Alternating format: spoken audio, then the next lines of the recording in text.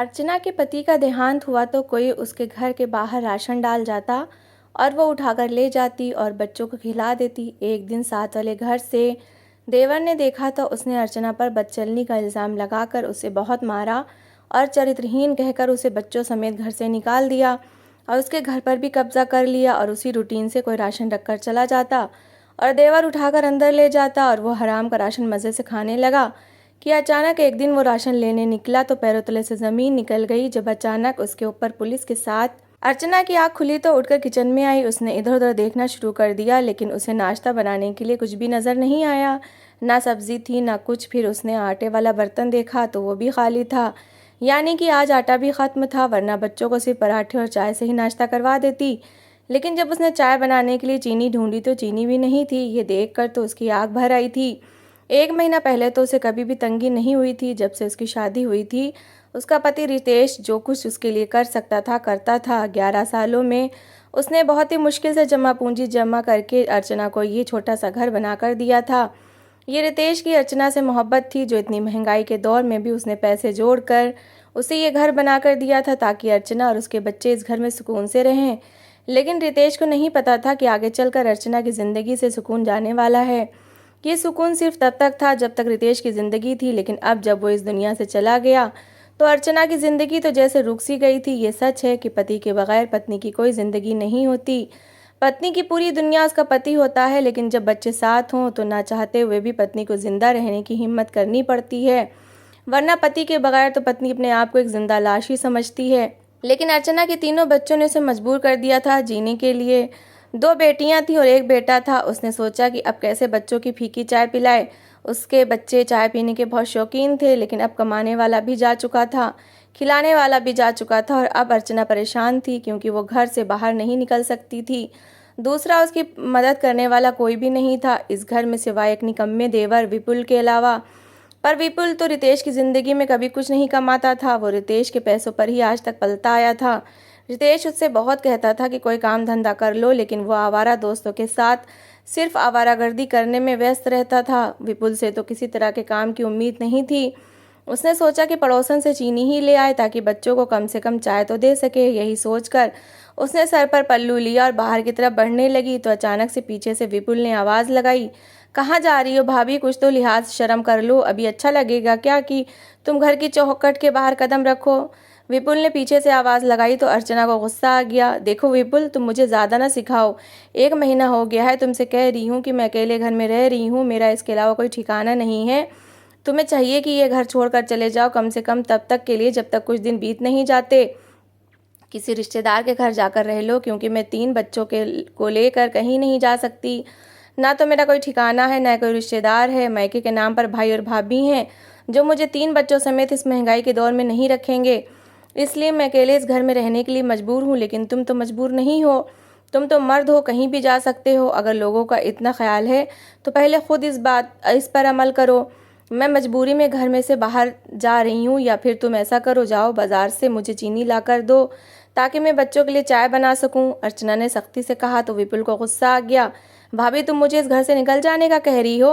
ये घर सिर्फ तुम्हारा नहीं, ये घर मेरे भाई का भी है। मेरे भाई ने बहुत मेहनत से इस घर को बनाया है। तुम्हें कोई हक नहीं बनता मेरे भाई के घर से मुझे निकालने का। इतने सालों में जब भाई जिंदा था तो उसने तो मुझे निकल जाने को नहीं कहा, और आज तुम मुझे कह रही हो कि मैं इस घर से निकल जाऊं।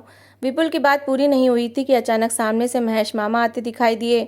महेश मामा विपुल और रितेश के दूर के मामा थे, यानी कि उनकी माँ के मौसी के बेटे थे और उनके साथ पड़ोस में रहते थे। महेश मामा ने इन दोनों की बातें सुन ली थी। सारी बातें सुनने के बाद वो बोले कि देखो विपुल बेटा, तुम्हारी भाभी अर्चना सही बोल रही है। वो मजबूरी में इस घर में रह रही है क्योंकि इसके पास कोई ठिकाना नहीं है। लेकिन तुम्हारे पास तो बहुत सारे ठिकाने हैं। कम से कम कुछ दिनों के लिए किसी रिश्तेदार के घर चले जाओ। बल्कि ऐसा करो, तुम मेरे घर पर रहना शुरू कर दो। जब कुछ दिन बीत जाएंगे तब तुम वापस इस घर में आ जाना और इस घर की रखवाली करना। घर की रखवाली तो तुम मेरे घर पर रहकर भी कर सकते हो। छत वाले कमरे में रह लो, वहाँ से तुम्हें घर नज़र भी आएगा और तुम अच्छे तरीके से इसकी रखवाली भी कर सकोगे। महेश मामा की बात सुनकर अर्चना को तो सुकून आ गया था। कोई तो था जो उसके हक में बोल रहा था और उसकी मजबूरी को समझ रहा था, वरना जब से वो विधवा हुई थी तब से लेकर अब तक हर कोई उसे रोज़ाना आकर ताने दे जाता कि वो अकेले देवर के साथ क्यों रह रही है। हालांकि वो अकेली नहीं थी, उसके बच्चे भी उसके साथ थे। उसके बच्चे छोटे थे लेकिन फिर भी थे तो सही ना। विपुल फौरन कमरे में गया और अपना सामान समेटने लगा। उसने थोड़ा सा सामान एक छोटे से बैग में रखा और महेश मामा के घर की तरफ चल दिया। विपुल को हर हाल में महेश मामा की बात माननी थी, क्योंकि रितेश के बाद अब महेश मामा थे जो उसे डेली थोड़ा बहुत खर्चा दे दिया करते थे, कभी 100 कभी 50। इस तरह से विपुल का गुजारा हो रहा था। और अगर महेश मामा से भी विपुल बहस शुरू कर देता तो ये पैसे भी उसे नहीं मिलते। विपुल आराम से जाकर महेश मामा के घर उनके छत वाले कमरे में रहने लगा। लेकिन यहाँ भी महेश मामा की पत्नी चीखती रही कि महंगाई का दौर है, आपने एक और बोझ उठाकर मेरे सर पर डाल दिया है। लेकिन महेश मामा ने कहा कि कुछ दिन बर्दाश्त कर लो इसे। अर्चना बेचारी को बहुत बातें सुननी पड़ती हैं, उसे घर के काम करने के लिए बार बार घर से बाहर निकलना पड़ता है, तो उसकी मजबूरी समझो। तुम एक औरत हो, जब एक औरत ही औरत की मजबूरी नहीं समझेगी तो फिर कैसे मसले हल होंगे। इस बार महेश मामा ने अपनी पत्नी को चुप करवा दिया था। महेश मामा से जितना बन पड़ता था वो अर्चना की मदद करते थे। लेकिन सच्चाई ये है कि इस महंगाई के ज़माने में ज़्यादा समय तक कोई भी किसी की मदद नहीं कर सकता। 1 महीने तक तो महेश मामा उसे थोड़ा बहुत खर्चा देते रहे, लेकिन फिर उन्होंने भी खर्चा बंद कर दिया, क्योंकि वो खुद भी गरीब थे, ऊपर से उनकी फैमिली भी बहुत बड़ी थी, उनके अपने खर्चे पूरे नहीं हो रहे थे। विपुल के जाने के बाद तो अर्चना सुकून में आ गई थी लेकिन रोज़ के खर्चों का मसला वहीं पर अटका हुआ था। रितेश अपनी सारी जमा पूंजी इस घर को बनाने में लगा चुका था और अर्चना के पास कोई गहने, कुछ भी ऐसा सामान नहीं था कि जिसको बेचकर वो कुछ समय के लिए गुजारा कर लेती। ऊपर से अफसोस के लिए आने वाले मेहमानों पर भी अच्छा खासा खर्चा हो चुका था। अब इस समय बिल्कुल खाली हाथ बैठी हुई थी। उस दिन उसने बच्चों को फीकी चाय ही पिलाई थी और बच्चे बार बार बोल रहे थे कि माँ चाय में चीनी क्यों नहीं डाली, ये फीकी चाय हमसे नहीं पी जा रही। फिर बच्चे पराठे की फरमाइश करते, भूख से बिलबिला रहे थे। इन 3 बच्चों की उम्र 8 से लेकर 3 साल तक थी। छोटा बच्चा 3 साल का था। अर्चना अपनी इतनी स्वाभिमानी थी कि वो किसी से कुछ मांगना नहीं चाहती थी। थोड़े समय तक जो उसके मोहल्ले वाले उसकी मदद करते रहे, तो इसमें से उसने मेहमानों को खिलाया पिलाया और अब वो खुद फाकों में बैठी हुई थी और किसी से मांगना नहीं चाहती थी। उस दिन उसने और उसके बच्चों ने ना दिन में कुछ खाया और ना रात में कुछ खाया, यहाँ तक कि रात में सोने का समय हो गया। बच्चे भूख से बिलबिला रहे थे। अर्चना की आंखों में आंसू आ गए। उसने आसमान की तरफ देखा और फिर एकदम से उसे ख्याल आया। वो भगवान के सामने रोने लगी और कहने लगी कि हे भगवान, मैंने कभी भी ऐसा दिन नहीं गुजारा कि मेरे और मेरे बच्चों के पास खाने के लिए कुछ ना हो। आज ये पहला दिन था जब हमने दिन को कुछ ना खाया और ना ही रात को कुछ खाया। मैंने बच्चों को ये कहकर सुला दिया कि खाना आ रहा है। मेरे भगवान, मैं किसी से कुछ नहीं मांगूंगी, मैं सिर्फ तुझसे मांगूंगी, तू मेरी मदद कर दे, बस तू ही मेरी मदद कर सकता है। हर कोई अपनी मजबूरियों में फंसा हुआ है। अर्चना काफ़ी देर तक वहीं बैठकर रोती रही और भगवान से प्रार्थनाएं करती रही कि अचानक उसे दरवाजे पर दस्तक हुई।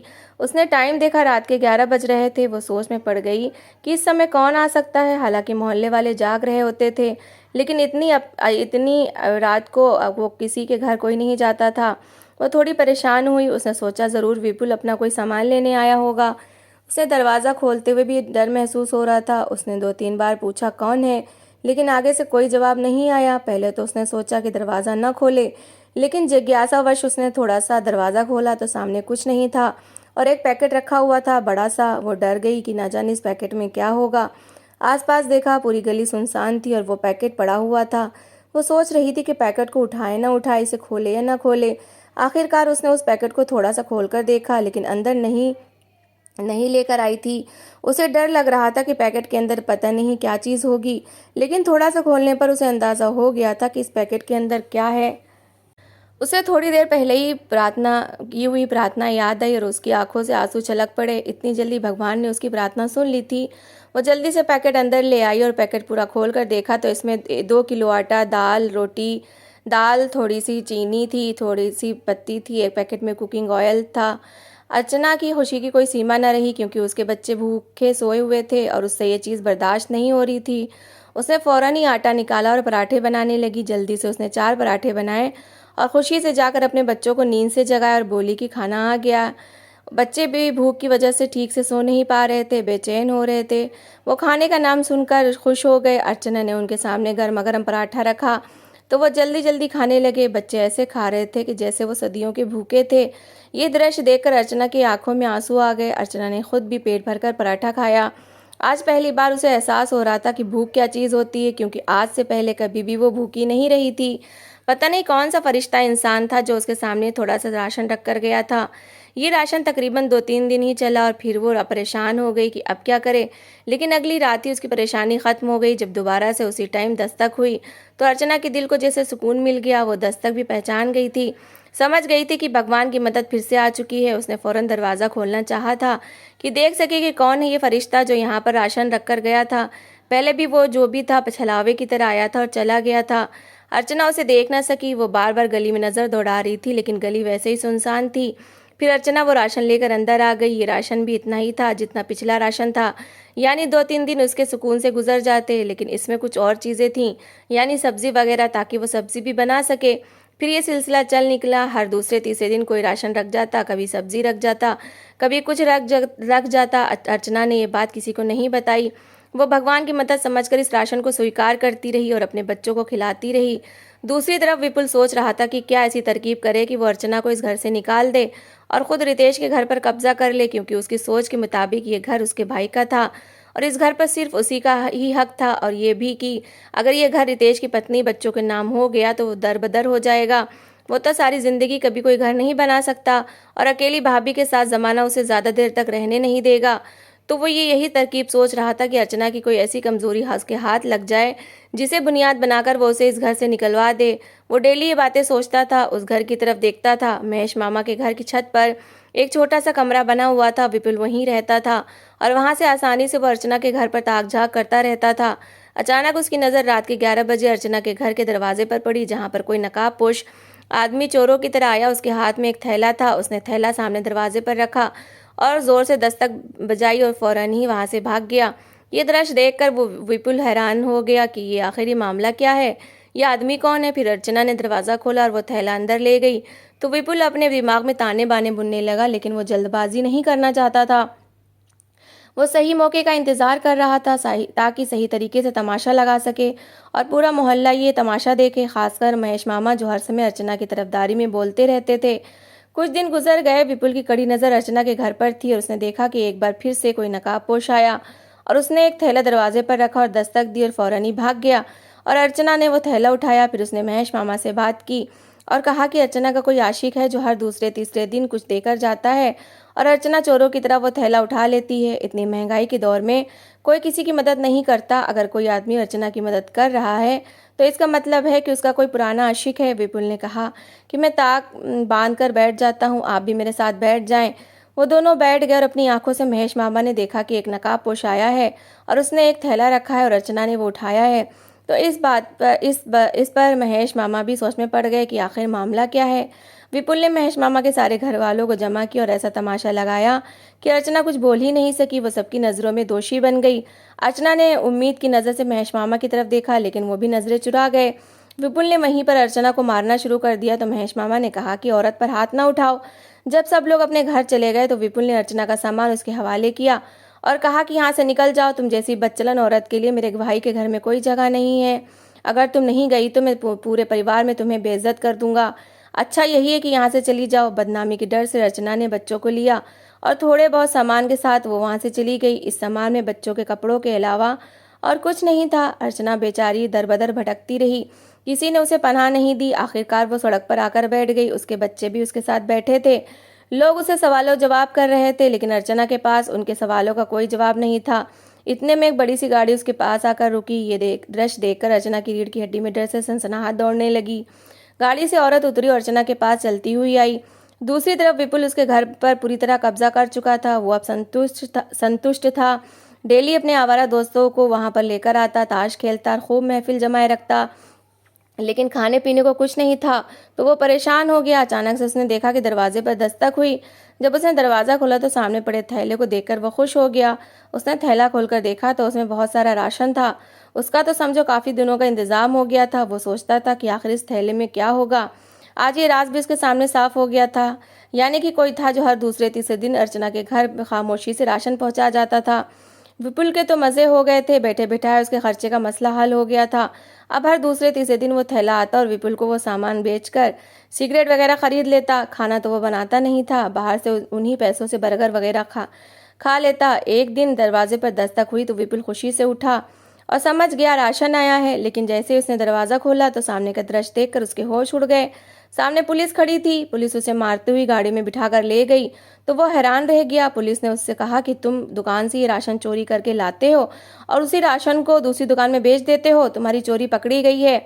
दुकानदार ने तुम्हारे खिलाफ पर्चा कटवाया है। सारे मोहल्ले के लोगों ने ये दृश्य देखा कि पुलिस विपुल को मारती हुई लेके जा रही है। तो महेश मामा ने पुलिस से पूछा कि मामला क्या है। तो पुलिस ने कहा कि दुकान से पहले राशन चोरी करता है और उसी राशन को दुकान में बेच देता है। दुकानदार ने इसके खिलाफ पर्चा कटवाया है। किसी के समझ में नहीं आ रहा था कि क्या हो रहा है। अचानक से वो दुकानदार सामने आ गया जिसने पर्चा कटवाया था। उसने सारे मोहल्ले के सामने कहा कि मैं दुकान का मालिक हूँ और मैं अपने काम में बढ़ोतरी के लिए कुछ राशन गरीबों को दे दिया करता था। फिर मुझे मालूम पड़ा कि मोहल्ले में एक विधवा औरत रहती है जिसका कमाने वाला इस दुनिया से जा चुका है। तो मैंने सोचा कि दूसरे लोग तो बाहर निकल कर कमा सकते हैं, वो बेचारी औरत तो कुछ नहीं कर सकती, इसलिए उसकी मदद करना मैंने अपना कर्तव्य समझा। और भगवान की इच्छा से मैं हर दूसरे तीसरे दिन अपनी दुकान से थोड़ा सा राशन उठाकर इस औरत के घर के सामने रखवा देता था ताकि इसकी मदद हो सके। ये काम मैं भगवान की सेवा के लिए कर रहा था, इसलिए मैंने ये काम गोपनीय तरीके से किया था ताकि किसी को पता ना चले। मेरा अपना बेटा इस औरत के घर के सामने ये राशन रखकर चला जाता था। फिर मुझे मेरे बेटे ने बताया कि अब जब मैं राशन रखता हूँ तो उस औरत के बजाय कोई लड़का राशन उठाता है। तो मुझे खटका हुआ कि कुछ तो गड़बड़ है। जब मैंने पता करवाया तो पता चला कि आप सब मोहल्ले वालों ने उस बेचारी को जलील करके सिर्फ इसलिए मोहल्ले से निकाला क्योंकि वो राशन उठाकर इस्तेमाल कर रही थी और ये सारा काम उसके देवर विपुल का था। विपुल वही राशन उठा लेता और मेरी दुकान में आकर मुझे बेचता। तब मैं समझ गया था कि सारा मामला क्या है। ये सारा काम विपुल ने सिर्फ इसलिए किया था कि वो उस विधवा औरत के घर पर कब्जा कर सके। सारे सबूत इकट्ठे करने के बाद ही मैंने पुलिस को फ़ोन किया और अब आप लोगों की जिम्मेदारी बनती है कि आप उस गरीब मजबूर औरत को ढूंढें जिसको बेइज्जत करके आप लोगों ने निकाल दिया इस घर से। वो दुकानदार अर्चना के चरित्र की गवाही दे रहा था और सब लोग शर्मिंदा थे कि विपुल की बातों में आकर सबने अर्चना को गलत समझा सिर्फ इसलिए कि वो अकेली औरत थी। दुकानदार बूढ़ा आदमी था, इसलिए सबने उसकी बात का यकीन कर लिया।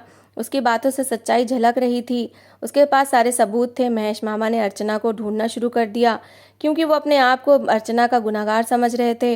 उन्होंने उसकी सरपरस्ती छीन ली थी जिसकी वजह से वो अब ना जाने कहाँ दरबदर भटक रही थी अपने बच्चों के साथ। महेश मामा उसे ढूंढ रहे थे लेकिन अर्चना कहीं नजर नहीं आई। कुछ दिनों बाद एक बड़ी सी गाड़ी आई और अर्चना एक औरत के साथ उस गाड़ी से उतरी। वो नेक दिल रहमदिल औरत थी जो कि अर्चना को महेश मामा के पास लेकर आई थी उसकी बेगुनाही साबित करने के लिए। लेकिन महेश मामा ने कहा कि अर्चना की बेगुनाही भगवान ने पहले ही सबके सामने साबित कर दी है। उस औरत ने बताया कि मैंने इस औरत को देखा जो सड़क पर सामान और बच्चों समेत बैठी हुई थी। मेरे दिल को न जाने क्या हुआ। मैंने ड्राइवर को बोला गाड़ी रोक दे। फिर मैं अर्चना को घर ले आई। मुझे इसकी बातों का यकीन आ गया और मैंने इसकी मदद करने का सोचा, लेकिन वो अपने घर वापस जाना चाहती थी और अपनी सफाई में 2 बातें करना चाहती थी, इसलिए मैं इसे यहाँ लेकर आई हूँ। वो औरत अर्चना को उसके घर छोड़कर चली गई। अर्चना को जब पता चला कि विपुल को पुलिस पकड़ कर ले गई है तो उसने सुकून का सांस लिया कि वो अपने घर में सुकून से पति के घर में सुकून से रह सकती है। महेश मामा ने कहा कि मैं कुछ महीने तक तुम्हारे घर की जिम्मेदारी उठाता हूँ क्योंकि मेरी वजह से तुम पर इतनी मुसीबत आई है कि मैंने तुमसे सरपरस्ती छीन ली। शक की बुनियाद पर अर्चना सुकून से अपने घर में रह रही थी। फिर जब कुछ महीनों बाद वो घर से बाहर निकली कमाने के लिए, उसने कुछ पैसे उधार लिए और उनसे सिलाई मशीन खरीदी। सिलाई सीखने में उसे कुछ समय लगा। उसने बहुत दिल लगाकर सिलाई सेंटर से सिलाई सीखी और घर में बैठकर मोहल्ले वालों के कपड़े सीने लगी और उसका गुजर बसर होने लगा। इन हालात से गुजर जाने के बाद अर्चना को अंदाज़ा हुआ कि जब औरतों के पति मर जाते हैं तो क्यों वो रोती हैं पीटती हैं, क्योंकि पति ही होता है जो औरत का सरपरस्त होता है। उसकी मौजूदगी में कोई भी औरत पर बदचलनी का इल्ज़ाम नहीं लगा सकता। तो दोस्तों, इस कहानी को लेकर आपकी क्या राय है कमेंट बॉक्स में ज़रूर बताएं और अगर आपको हमारी आज की कहानी अच्छी लगी हो तो प्लीज़ लाइक ज़रूर करें। अगर आपने अभी तक हमारे चैनल को सब्सक्राइब नहीं किया तो ज़रूर कर लीजिए। तो मिलते हैं ऐसी ही एक मोटिवेशनल कहानी के साथ। Thanks for watching.